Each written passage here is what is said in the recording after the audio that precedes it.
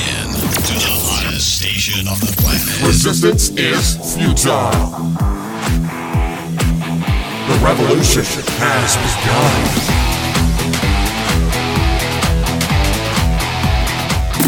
You're listening to Rebelpreneur Radio, helping you break the rules and build the business you need for the life you want. And now, broadcasting his pirate signal from somewhere beyond the status quo, here's your host, best-selling author, marketing and media strategist, Ralph Brogden. Hello and welcome to Rebelpreneur Radio, the show that helps you build the business you need so you can live the life you want. I'm Ralph Brogden. If you have ever struggled to try and connect your spiritual passion with your business, then you're going to really get a lot out of our next expert guest today. Her name is Kimberly Maska. She is the publisher of Spiritual Biz Magazine and creator of Spiritual Biz Bootcamp. She uses her business and marketing expertise to show spiritual entrepreneurs how to make money while they meditate. What a great concept. She brings 20 years of business development experience to the table, including 8 years on Wall Street. So, Kimberly Maska, welcome to Rebelpreneur Radio. Thank you so much. So happy to be here. What an intriguing hook. It's trademarked, by the way. That means it's very important. Intellectual property. Make money while they meditate. What's the premise behind that?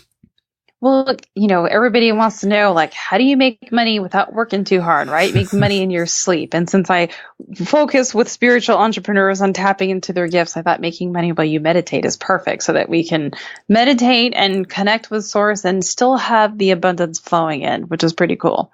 Yeah, that is pretty cool. So then that leads to the next question. What is a spiritual entrepreneur? So I like to look at it as someone who is consciously driven. So what is the result that they're going to do on the planet? Are they going to shift consciousness and help the planet awaken? If they're in that realm and know how to really make people's lives better, then I call it a spiritual entrepreneur.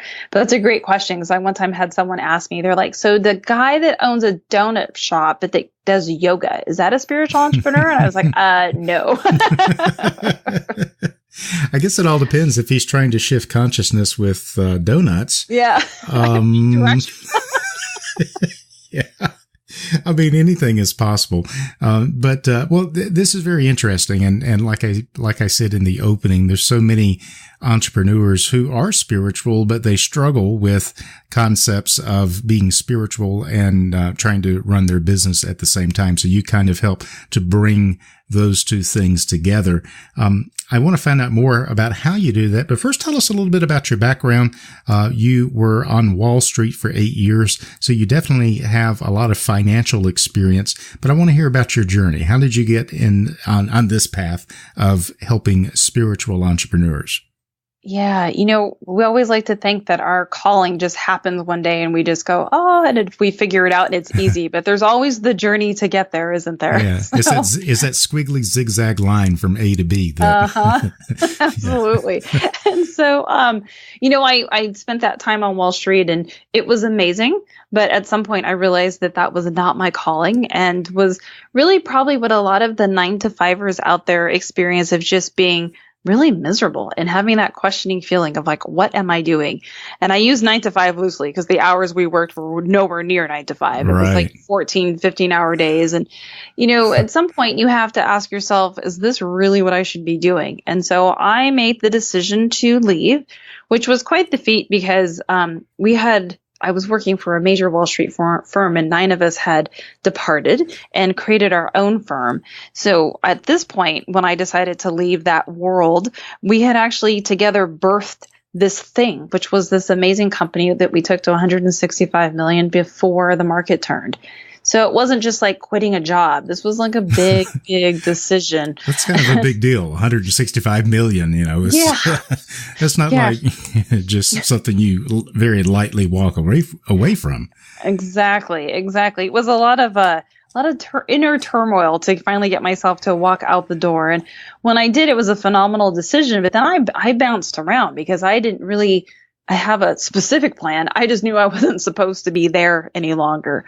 So I started my journey of just kind of kind of bouncing in maybe not the best way. There was a lot of, false starts and some failures and trying to figure out what this was all about. And then I was going through my own personal journey with things and trying to figure out why I wasn't happy. And I started going to all these different conferences and retreats. I did a Deepak Chopra retreat and a Jean Houston retreat. And during that process, I kept meeting these amazing people who were healers in their own way. And they didn't have a business. And I kept saying, why don't you have a business? Because for me, my brain automatically can see someone's business and what needs to be fixed and what they can do and the potential. And so I kept asking people, why don't you have a business? And it became very clear that there was this major contradiction between spirituality and business in many of these people's minds. Mm-hmm. Yeah. And I didn't think there had to be. And a lot of them think that they are spiritual because they have kind of turned their back on materialism or turned their back on the business end of things. And they just want to, I guess, float or be spiritual. But you found a way to connect the two.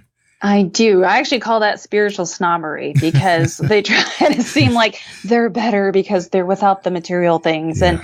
And really the principle that I bring forward is that, well, this triggers a lot of people. I say, if you aren't making at least $100,000 a year with your spiritual business, you're being selfish. And people get really pissed off at that, which is very funny to me. And I kind of love to say it because it does annoy them.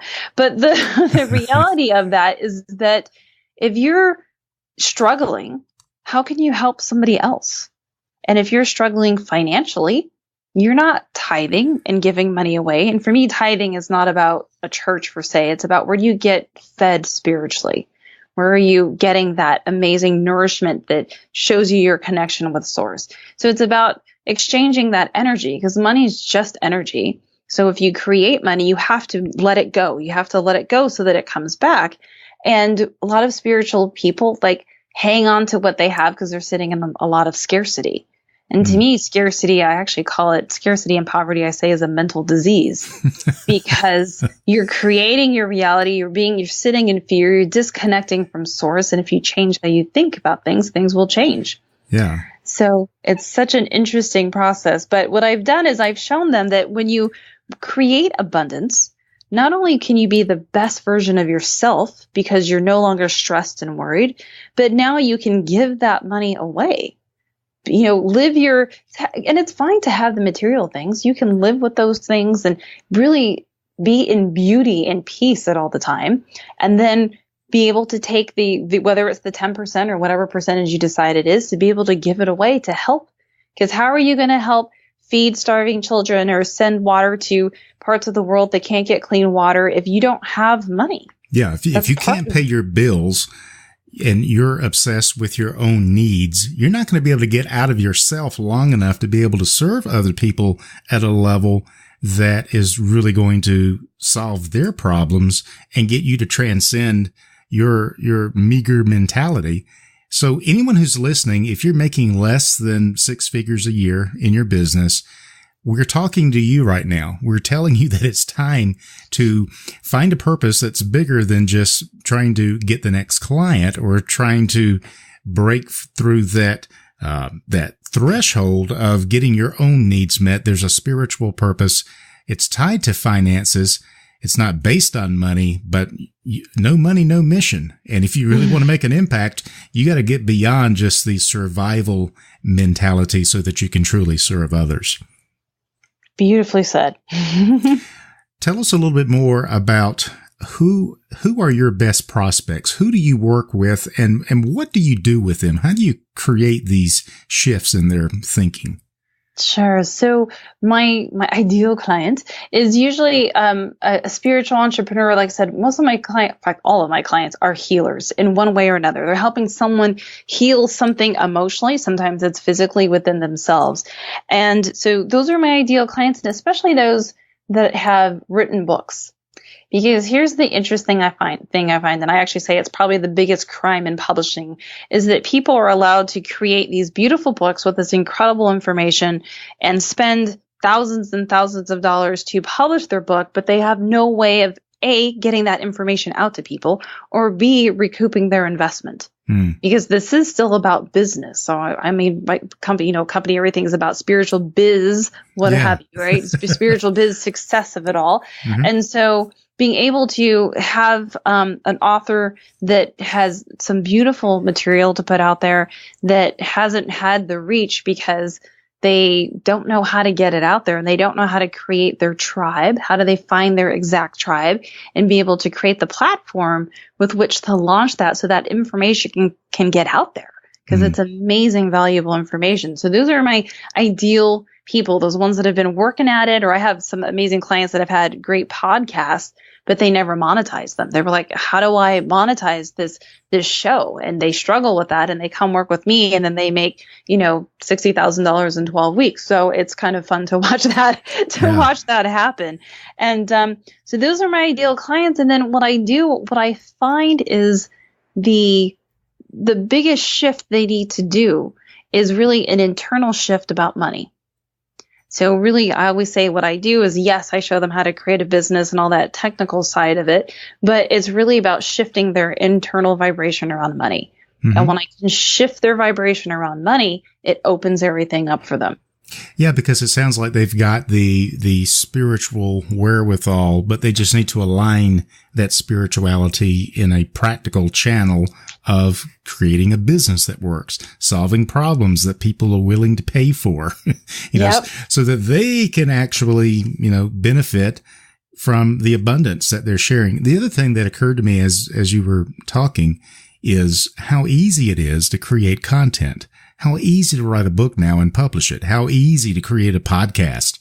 And so we've got access, we've got social media tools so that we can get our message out there, but monetizing the message is something that it's not easy to do. And especially if you are coming from a spiritual perspective, I know one of the biggest challenges for people is, I don't know if I should charge for this. Maybe I should just be helping people, and I'm uncomfortable with the idea of charging people for help. How do you deal with that mindset?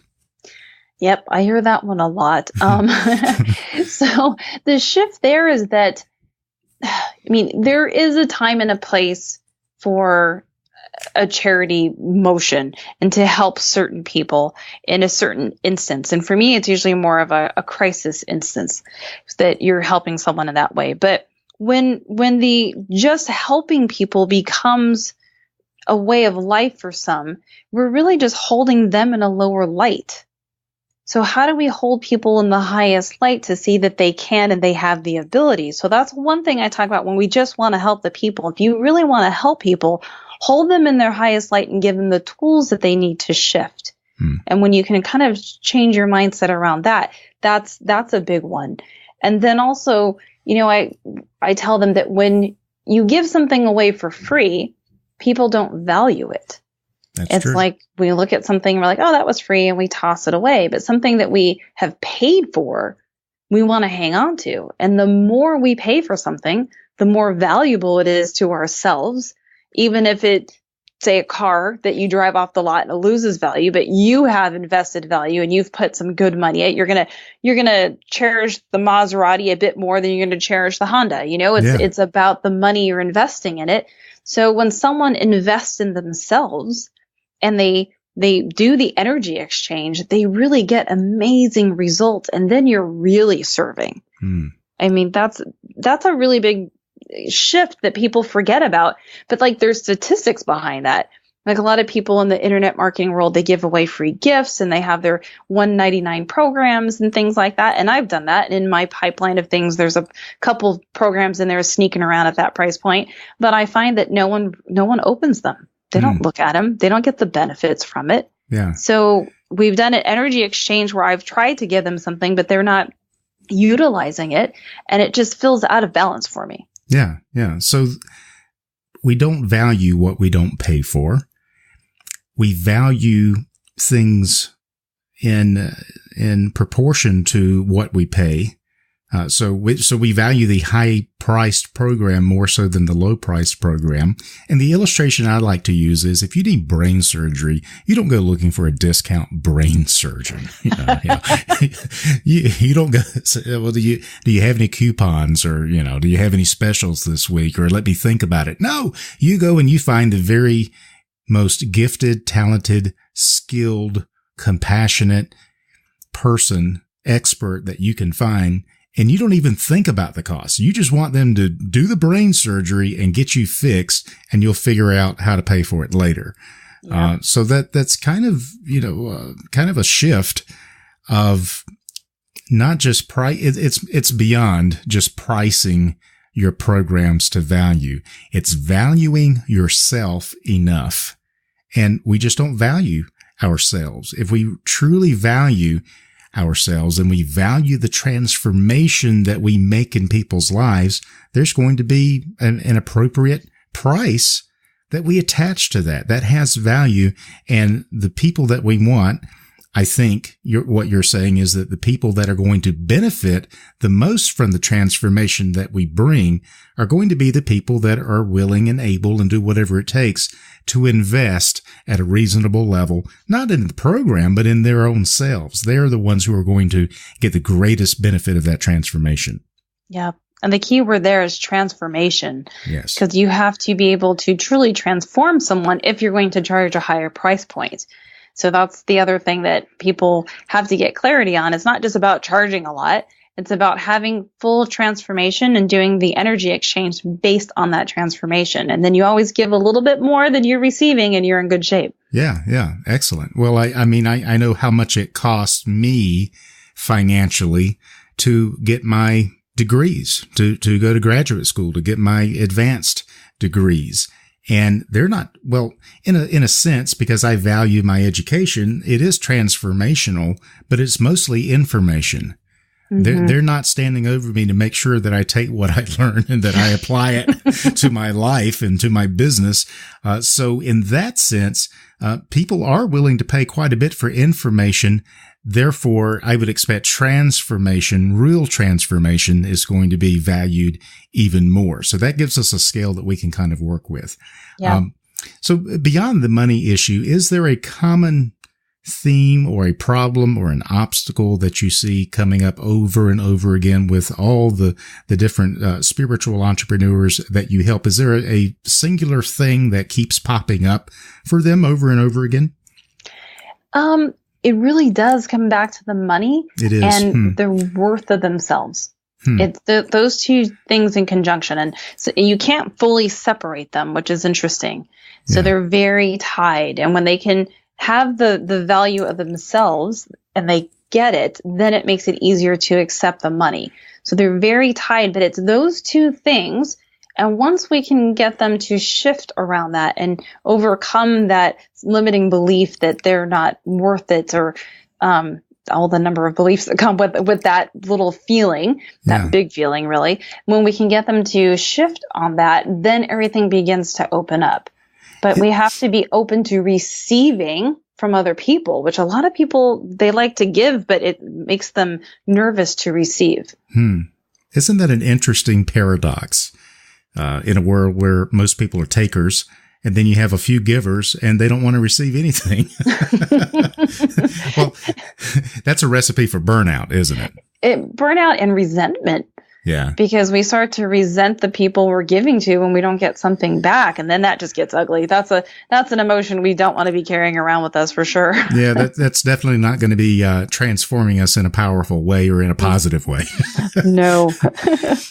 Is there something that someone can do, I don't know, a 1, 2, or 3 step self-help process or something to begin to see a shift? Maybe not get them all the way where they need to be with their mindset and their relationship with money and with their value, but is there something that we can begin to do to see some improvement in this area? That's such a big question, because this is like a lifelong journey to get this stuff down. But but I think there's a couple of things that come up for me. It's like, one is when it comes to money specifically, removing the emotion from money. because there should be no emotion attached to it. It's energy. And when we can remove the emotion from energy, from money, we can see that energy kind of separate from it, and then it feels okay. Because when we have anxiety around the money and the bills and all of that, then we're just going to repel it. So we have to remove the energy and just know that we're connected to source. And that connection to source that is flowing through all of us, that connection will just bring us what we need. So remove the emotion from money. And I know with your Wall Street background, you know that Wall Street is mostly dominated by two emotions, fear and greed. And yes. They are very emotional things. And that's why, traders say you put it on a computer. It's non-emotional. It's completely analytical. But even then you find emotions of fear or greed, and sometimes both, overriding the automated programs. And they got to go in and make a decision because it's so hard to separate emotion from money. How do we do that? And how long does that take? I use this hilarious analogy because we have to train ourselves.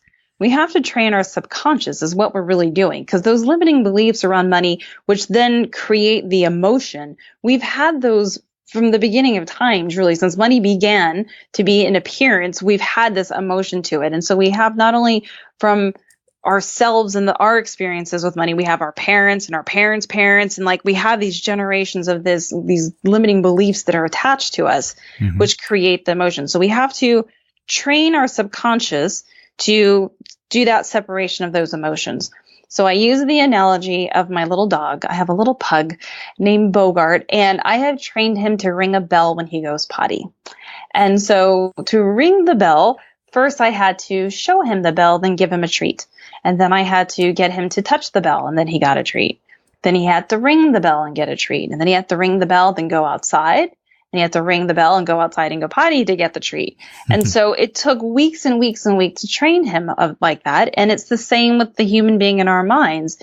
Go to sit and look at your bank account. If you open it up and you get this whoosh of panic and fear, step away from it. Take a moment, get back in connection with source, come back to your bank account, look at it again, be like, okay, it's just numbers. I'm connected to source. I will always have what I need. And then you go to pay a bill. And then if you get panicked, then step away, go back, do the same exercise. Then now you can open up your bank account and go to pay a bill and give gratitude for having the money that you do have to be able to pay the bill and to send, like I always say, to imbue the energy of money with love so that you're grateful and thankful for whoever you're paying. Even if it's the electric company, what would you do if you didn't have electricity right now? Like, give thanks and gratitude that you've received this amazing thing in exchange for the money. And when you can begin to do that with all of your bills and relax into it, the money actually will flow out of places you had no idea it was. Wow, that sounds so powerful. But you know what? When you said that, you know what I thought? I thought about my telephone company. I do not like my telephone company. I don't like my internet speed. And I don't like my telephone service. If the wind blows too hard, I lose telephone service. It's just, and it's always at the worst possible time. But as I'm thinking about what you're saying right now, for me to get bent out of shape and angry every time my telephone goes out, every time my internet gets disconnected through no fault of my own. And sometimes even on a clear day, it makes no sense, but I digress. If I can learn to just bless them anyway, when I pay the bill, well, first of all, I'm going to have a more connected and peaceful life and just kind of roll with those things and not let those things affect me emotionally, even though they are very upsetting. That's a powerful idea. Yeah.